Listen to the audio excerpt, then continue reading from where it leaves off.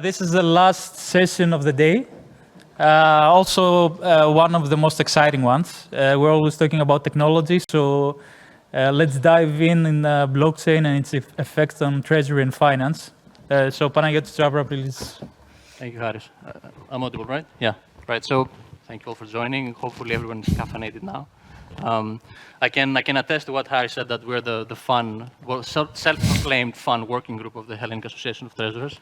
In the last year, we weren't last, but now we're last, so you know the best is kept for last.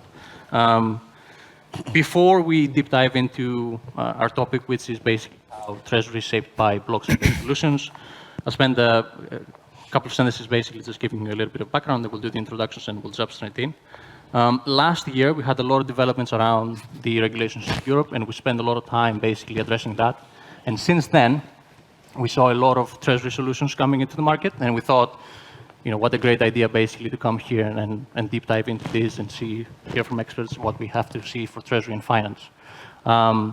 So to facilitate this discussion, we were very lucky to have with us today the exceptional team from EY, who has been supporting us since pretty much I've been, dealing with this association and an expert in financial technology. So from my left, starting, we have Vassilios Pierrakos, partner and innovation leader in Greece and CESA South Cluster.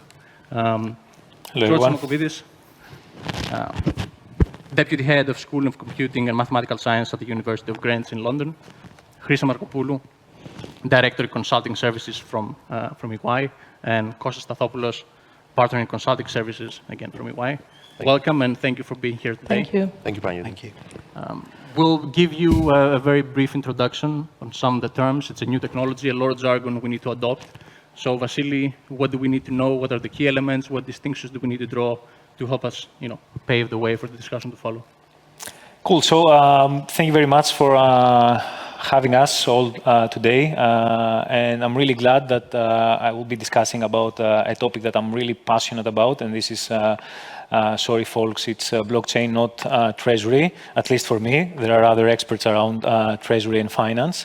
So we thought of giving you a helicopter view, a 30,000 feet view on what blockchain is, because that's the main subject. So I think it will be really good for you to understand or grasp some of the terminology. I'm sure that a lot of you have already Googled it around. So what's blockchain, how it operates. A lot of you most probably have blockchain through Bitcoin and its utilization.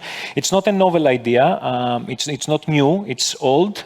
Basically, it starts from mathematicians trying to resolve, and computer science trying to resolve the double spending problem.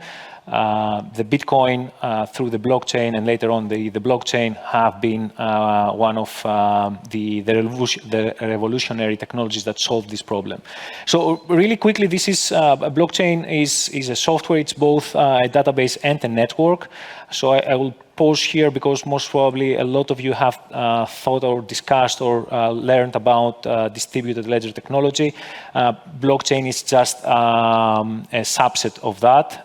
There are differences in consensus mechanisms, in structures, and how things operate. So in essence, blockchain, and we were making fun before with Kostas on the not so distant past, like 1999, where there were huge books where every transaction was documented by a single person or a single authority. So this is a technology that tries to solve this problem. It's a distributed ledger. Every participant in the network has a copy of all of the transactions. So there is transparency. We will see the benefits quickly, so that I think that this will be a good segue for the actual use cases in treasury and finance in general. There are transactions that are secured. So everyone that writes a transaction, they do that through cryptography. So they validate that this is me making the transaction. So and there is a consensus mechanism. There is no single node that is responsible for approving transactions. There are a set of nodes. So it's immutable at the same time. And all of those transactions are validated by a consensus mechanism. There are different mechanisms. Potentially, you've heard about proof of work, proof of stake, etc. There are other mechanisms as well. So every transaction is validated and recorded on all ledgers. So in order to manipulate or tamper with the data, you have to do that on all of the ledgers. And one of the key benefits is smart contracts, which, think about it, contracts, actual legal contracts that are basically transferred over code. So with each transaction, the system checks a set of rules, whether those rules are validated or not, whether those are actually true. A specific transaction is performed automatically without the need for anyone else to do anything manually. So again, it's not a novel idea. It's here to resolve, to give a resolution to the current state where we are, where transactions are happening and they're disparate. We have a lot of systems. You know that you might have already a lot of systems inside your own companies as well, whenever you are operating or you have subsidiaries. This is already a complex landscape of systems, siloed data, that there is a disparity of information between the users. There is no single point of truth. There are cases, and we have seen that because, as I've said, this is not a novel idea. We have done not just proof of concept, but actual solutions that are operatable on production environments. And there are a lot of manual processes. So this is what we're trying to do. There's no single authority that has all of the records, and that's how it will transform the business. Really quickly, this is how the transactions are registered in a blockchain. A transaction is initiated in the source, so we are still keeping up our ERP systems. The transaction is validated. Yes, I'm the one that I have created this transaction. And then it's broadcasted over to the network of nodes. And we will discuss about this network in a minute. And those transactions are linked together. So this is the immutability. So each transaction is linked with the next transaction and the previous transactions in a cryptographic way. So it's not, you're not able to tamper it. If you want to tamper a transaction, you have to go and tamper and alter all of the previous transactions and all of the following transactions, which is really difficult. And those are added onto the network, and each participant, each node knows and keeps a full record of the transactions. Really quickly again, though, we have two main types of blockchain networks. We have the public blockchain networks, such as Bitcoin and Ethereum, but we also have private blockchain, permission blockchain. You might hear that terminology as well. The difference is that in the public blockchain, everyone operates. The validators are unknown. It can be anyone. There is an incentive mechanism behind that. So for every transaction that you add to the network, you get a benefit. That's why we incentivize the nodes. In the private blockchain, the validators are known, agreed upfront. Everyone has a specific role in the system, and it's usually the reputation is at stake. Closing this short introduction, and again, this is helicopter, this is a bird's eye view. It's not even close to what's behind the scenes. Because we firmly believe that the future is on the public blockchains, not on the private blockchains, for various reasons that I believe that you understand, that it's very cumbersome to create these private networks. It's an additional system in your already large landscape of systems. So because we believe that the future is on the public blockchains, there are things that are happening on the cryptography part around zero-knowledge proof. So basically, and in essence, this is a way of validating that something is true without revealing sensitive information. So to give you an example, you want to specify that I'm a Greek citizen. The way that you do that is you have a passport, for example, and you give it to someone and they validate that, yes, he is a Greek citizen. But at the same time, the verifier sees also personal information that potentially you don't want to see. This is where zero-knowledge proof comes into play. You can validate that you are a Greek citizen, but at the same time, you're not revealing important or sensitive information. So that's, in essence, zero-knowledge proof. This is utilized, as you can understand, on performing transactions without revealing information on public blockchains.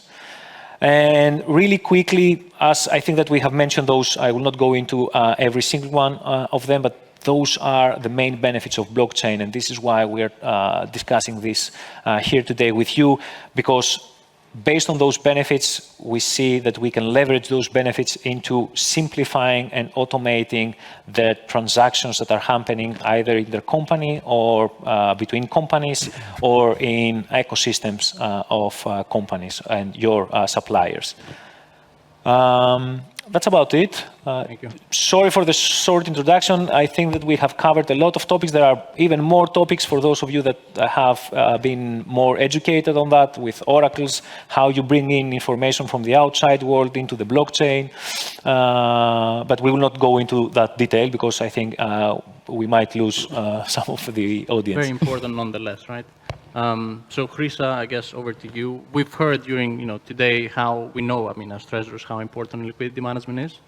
From in the context of our discussion, we heard about, or you might have heard, cases like tokenized money market funds, so liquidity instruments. I think we have some liquidity solutions providers as well here with us today. We know the power of programmability.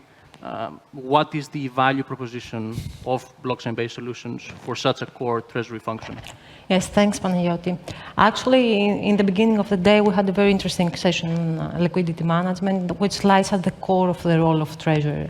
So, the current situation, we have several market frictions that everybody has been aware of. So, blockchain and the new era of blockchain is here to address those frictions in the market. We have some indicative cases here, and we will start with the cross-border payments, but it's not only cross-border, generally speaking, it's the payments system. At the moment, we have a specific settlement structure that creates inefficiencies both in timing issues and costs as well. And also these frictions that create the whole system of the financial institutions. Blockchain has a very central role to play here in the payments and change the whole ecosystems from the producer, manufacturers, everything, corporate and financial institutions world, bridging the gap. Moving to the intercompany transactions, this is a very interesting area because it is very applicable, especially for large organizations, multinational organizations with complex structure where funds are moving around on a daily basis, intra-daily, within companies. So here, what is important with blockchain is that we can have a traceability and visibility end-to-end, where the money started, where it go, how it cost, and when moved to the other party. So this end-to-end history, I would say, and track record of the funds can support auditability, traceability, risk management, everything that goes around, and make us bulletproof, make organizations bulletproof towards the regulator and any tax authority that could be applied and is reviewing all these transactions. And of course, I would say intercompany, we have the integration with ERP that supports logging to the systems in real time in each company. Moving to the cash management and forecasting, this is a more generic area. But from here, and what we have discussed, the payments, transaction, loans, and whatever moves around in funds within the companies, it basically enables a real-time visibility and traceability of funds and cash across the organization. This is really, really important because it is important for the treasurers to have very informed decisions for making cash pooling, netting, sweeping between organizations, between accounts, sorry.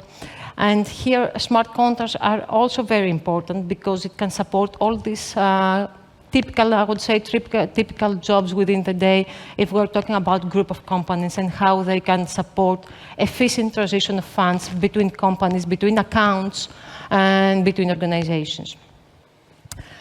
Supply chain finance is one of the last pillars, and this goes also to organizations that we have increased international trade, for example. So As we can apply blockchain to the supply chain of goods from the manufacturer to the one that is to the seller, from the seller to the buyer, and we have the whole history of how the good is shipped, invoiced, paid. That eliminates the time that we need for all of these steps: settlement time, invoicing time, payment time. That eliminates. We have eliminated the risk of any fraud in between or any reconciliation that is required across these whole parties.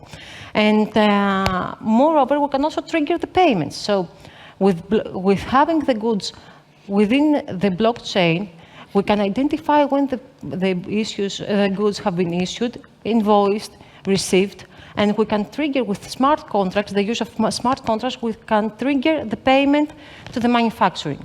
So smart contracts is actually an enabler. Vassilios explained before, but it is an enabler, and that's why you see it across.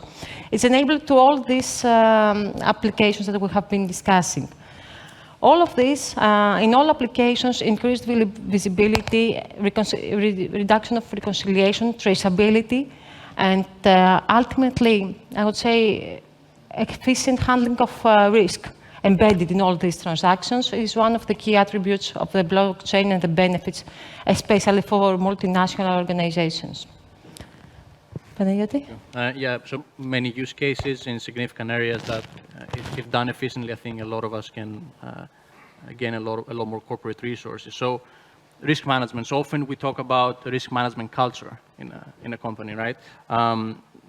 Kostas, from your experience, where do you see efficiency gains to be levered in risk management? Thank you, Panagiotis. And I think, first of all, we should focus on what technology can offer, as Vassilios and Chryssa before mentioned. So, because what we will say, I don't want it to seem like an overlap, but we can see that technology can be an enabler to make more efficient operations in Treasury, to help into transforming the traditional operations into something different. And, deep diving in a few of those, because I think one can think of several, of many real cases that can be impacted by this in the everyday work and the more strategic work and everywhere. So we'll just focus on a few, just to give an understanding, a high-level understanding, as Vassilios pointed in the beginning, on how the technology enables to have a better risk management function, a better risk approach in general. For example,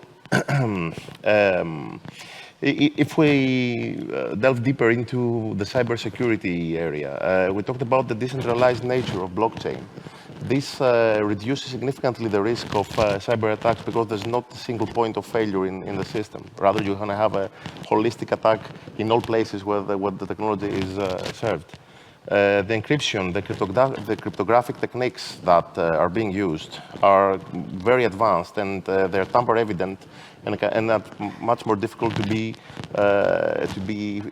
have fraudulent activity. So they're very resistant. The access control is much more sophisticated.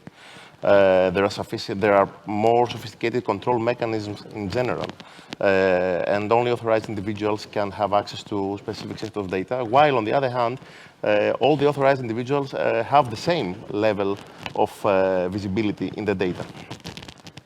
And the resilience of the system is also important because of its distributed nature, as we said before. The ledger is maintained across different multiple nodes. So even if one node is attacked or is down, the system can still work. So this is a really big feature for risk management purposes and for the business continuity of an entity. If we go to the traditional fraud detection, there's a word immutability of the blockchain technology. So once something is registered, once something is recorded, it cannot be altered, it cannot be changed. As Vassilios said, you have to change billions or millions of transactions before in order to be able to change the last one. So this definitely makes fraudulent activity through transaction records, through falsifying records, extremely difficult. The transparency that I just mentioned before, so all authorized parties have access to the transactions. Everything is visible to all users with the same authority.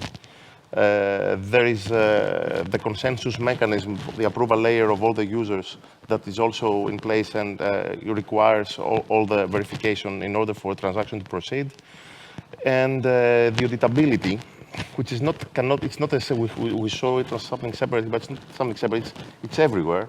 So because of all the nature of blockchain that we mentioned before, the auditability and the traceability of the audit evidence is always there, and you cannot, falsify it or record it.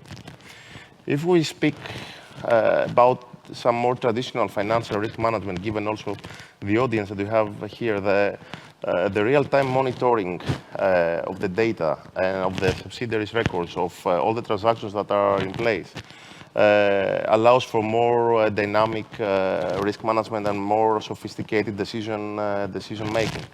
The same applies for collateral management, valuing collateral, reducing credit risk, market risk, having real-time access to the market, hedging activities, interest rate risk, etc. Chryssa mentioned the smart contracts, which can be enablers in a more dynamic hedging strategy. And liquidity risk, Chryssa, I think, talked about it. So managing the liquidity position is obviously of utmost importance, and this access to the real-time access to all the data around the company, again, is an enabler for a more, I would say, efficient approach to liquidity management. Cross-border payments, but in general transactions, eliminating intermediaries reduces the cost, reduces the counterparty risk, the enhancement of security of transactions. All those are, I would say, results of applying the blockchain technology. So in conclusion, it offers so many things that can improve a treasury function, can transform a treasury function through the application in liquidity, in risk, in cyber, in several areas that can be useful. But also, I would say that there are some soft elements in using this technology. And this soft element would be mainly, if this improves the credential of the company itself. Using a technology like that means that the financial information that the company produces is more robust. Its whole risk management framework that you talked about, Panagiotis. So it's the culture that it shows a culture that wants to prevent all those things. Definitely, this has an impact on compliance and. Both compliance for the technology, but also enhancing compliance through the technology. So I would like to pass the word to George, I think, to talk more on that. I guess to put some context, if we take a step back and let's say move away a little bit from what we see very specifically in Treasury, any interested trends or where can we see the potential of having more broader implications when it comes to these solutions, George? Right. Thanks very much, and thanks to everybody for making such a good introduction to blockchain and the capabilities that it affords. I wanted to take a step back and just attempt a typology or of tokenization, because I think this is one that's important. We can see tokenization, which is in a way the fractionalization of an asset. And in essence, I'm going to speak about this anything as an asset, the A4, as I call it. We can see that falling under 4 different categories. One is, and apologies for my cheat sheet here, value transaction centered, token-based asset restructuring, token-based rights management, and personal information control and monetization. Because all these are capabilities that can be afforded very efficiently through smart contracts. Now, the one thing that I consider very important and very, as if you like, the most important application, of area of applications is the capability for assetization, actually to turn anything and treat it as an asset, because that allows the tokenization based on blockchain technologies. Of course, tokenization is not necessarily something that requires blockchain, but blockchain makes, the technology makes it a lot more effective to operate, is that you are able to turn anything as an asset, allow it to become tradable. And in many ways, I think that's important because it creates a new market layer on top of what we have. Think of fractionalization of art. Or anything. I mean, we've seen the key use cases of NFTs, but we're talking about potentially the next stage where an artist is able to fractionalize their intellectual property and sell it in different markets and different types. The ability to enable cross-token exchanges without the necessity for liquidization. That's another area of use cases. So in essence, you have a new framework, but also the requirement of a new governance structure, a new regulation, and so on. So that is not, I mean, just to avoid the technological naivete of considering that everything is solvable through a new technology. Yes, all that has the underlying requirement for Thank you. And you can pass the pointer, I think, to George as well, because Yes. Thank you very much. And George, I know you've done a lot of work on embedded compliance, and again, put some context. So in Treasury, we deal a lot with payments, compliance, and monitoring are essential parts of them. Clearly, there's a lot of, I assume, a lot of use cases around embedded compliance. Could you tell us a little bit more about that? Yeah, sure. Okay, just pay attention. There's going to be a test in the end. So I'm not going to read through the slides. I'm not going to ask you to read the slides. The idea is that, well, what we mean by embedded compliance is what we would consider an affordance of tokenized assets to carry with them the rules about their regulatory status and the locations where they are, the jurisdictions, the regulatory perimeters within which they can operate. Why I think this is important, if we think of the conventional or rather the received wisdom about compliance, regulators and organizations, operators in the market consider compliance as a process, and it is a process. Now, what we're saying here is that through embedded compliance, through the enabling role of smart contracts, what you're able to do is essentially transform compliance from a process to compliance as a feature. Essentially, the asset knows, allow me to use this term, the asset knows where it's tradable, the volumes it's tradable, it knows what to comply with, and if it is not compliant, it's simply not granted access. So in a way, it is about turning compliance into compatibility. In the purely software engineering term, in the sense that if an asset is not compliant and it knows it's not compliant, it's not going to go into that perimeter. So, in many ways, while in the original, the traditional compliance model, the onus is on the agent to prove to the regulator that they are compliant. Now the onus is on the agent, but only this time as an issuer, an instigator of a smart contract. So it's not. So in essence, the regulator. Essentially, you can think of it. It's kind of funny, but you can think of it as the regulator, on the other hand, being able to simply do a software update, just in very much the same way as you update your operating system to instill a set of rules that, again, will speak through what are known as oracles to the smart contracts that are embedded on the assets, and therefore, complete that process. And in a way, that all can be AI augmented in the sense of, if we think of a use case of, for instance, liquidity management, that's quite a powerful tool in liquidity management, because in essence, if we think of a use case where an issuer is trading their assets in DEXs and centralized exchanges, in all sorts of different exchanges, what they're able to do is, by adjusting these rules to allow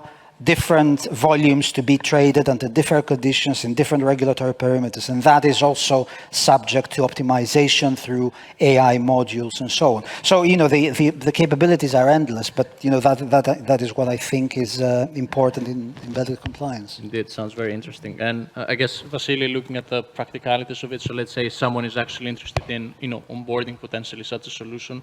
What do they need to think of? From your experience, where do you see the challenges being? Obviously, we're running a bit late of time, so if we can. Yeah, I will. One thing that I want to notice and raise to everyone is the fact that we are moving from notarization to tokenization. So I think that's something that everyone needs to keep in their minds, because that's something very powerful in this new era. Of course, the blockchain is not a panacea, and it's not here to solve every single issue. I think that we have discussed about the benefits. Of course, there are drawbacks. It's not one size fits all, so we need to be practical here. I think Kostas later on will discuss and the call to action. What's actually what are the next steps that every one of you should look at? But again, it offers enhanced security, but it has to be designed in an efficient way. We discussed about zero knowledge proof. There are various options out there, so you have to know what you are doing. ZK snarks, ZK starks. There are various ways of utilizing these powerful cryptographic solutions, but you have to know what you are doing. And of course, George, and I mentioned it in the beginning really briefly, George mentioned it as well, we have the oracles, we have the blockchains. Due to their deterministic nature, they don't collaborate with the outside world. So that's why we are using oracles to bring in information from the outside world into the blockchains. So to influence the blockchains and make them interoperable with the outside world. So there are challenges, there are considerations. I really like to view technologies, especially emerging technologies, through the lens of I think it's Gartner, the hype cycle, and where we are. I think that in some cases you can decide where we are with regards to blockchain, but we might be in the throes of disillusionment. And kindly note here that there are a lot of technologies that we are currently use that they were in the throes of disillusionment back in 2002. A lot of technologies that we are currently use, they were not as hyped as we had to be hyped back in 2002. So there are things that we need to consider. Just to sum it up, there are, of course, security concerns. There are things that we need to discuss and think thoroughly around the integration with existing systems. There are solutions, but someone needs to know what they're doing, so that keeping track of them and laying down the Lego bricks and assembling them in the right manner, this is of key essence. So we've touched upon, or we briefly mentioned, central bank digital currencies. So now let's, I guess, look at it from a point of view where we look into the future. We don't have a lot of information yet. We do have some, but not the ones that are very important to us. George, your position is quite unique. Big sort of academic acumen, a lot of institutional knowledge with your work from the Bank of England.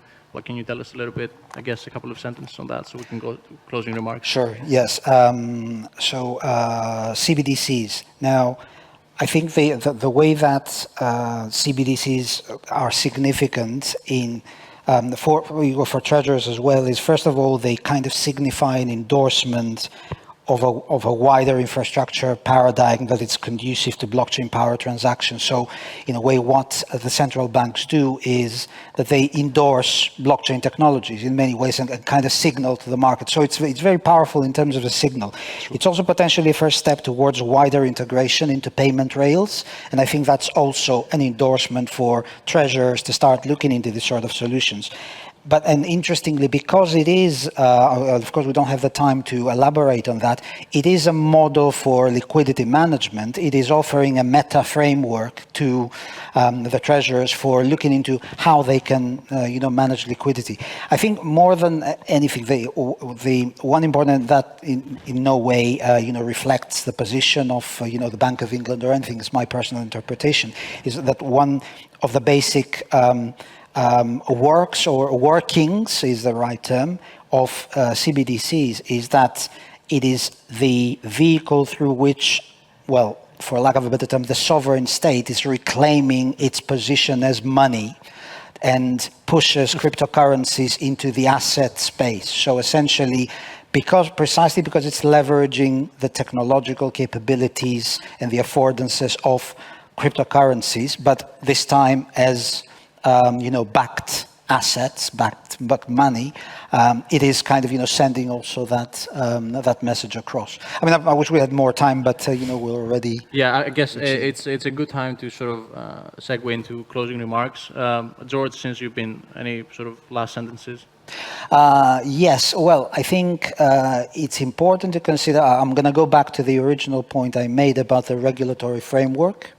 That's we would be naive to think, and I think we cannot stress enough how important it is for the regulators to, get serious about,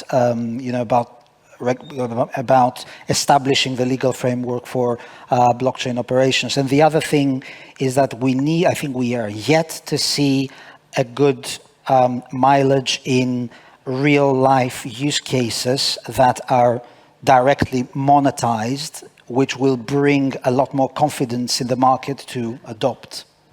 Definitely. And closing remarks from the EY team? Yeah. I think we pretty much covered a lot, and a good client of mine has somehow said that the technology aligned with, simultaneously, let's say, with the AI evolution that we currently. He compares it to the evolution of electricity. So he says now we have the plug on the wall. We need to have now the machines to put the electricity in. And I think this is where we are. It all seems strange, but you cannot ignore it. I think that's the main idea.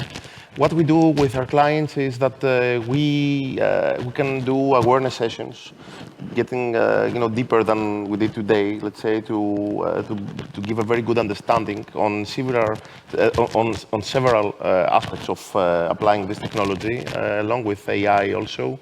We can showcase our use cases, actual use cases that we have. We can do proof of concepts on issues that are of interest. We can design a roadmap on how you get from A to Z. This is a holistic approach. It's not an isolated technology that you buy a software and does something. It's not like a TMS system. It's something bigger. It has to be aligned with the whole IT strategy of a company. So that's why we cover all the skills required from business consulting people, technology consulting people. George, we would be happy to work with you also with all the ideas you have, bringing the academia in the corporate, and I think this is what we offer, because it's a holistic approach. So we can answer many questions. We can see what the impact will be on an organization with real life examples, because we have the experience and we've done it. Great, and we're always happy to have you here and share with the audience what you guys can offer as well, and have esteemed guests like George to talk to us. We're right on the button. Do we have any questions for Slido? Do we have like a minute or two? If we have, then if we can switch to Slido to see if there are any questions, and happy for any of you to take that. All three. Yeah. So anyone, feel free.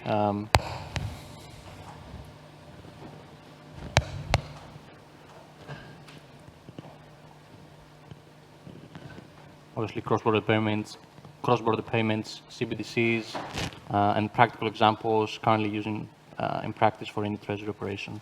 I think we've sort of briefly touched upon everything. Yeah. Any last comments? I think we can get deeper into any of topics that are required. We can have any awareness session that is required. Over a drink, probably, at Fuga. It's the appropriate subject. Exactly. So thank you for participating. very much. Thank you, Thank for you being very here. much. Thank you to you as well for lasting as long, and see you later for drinks.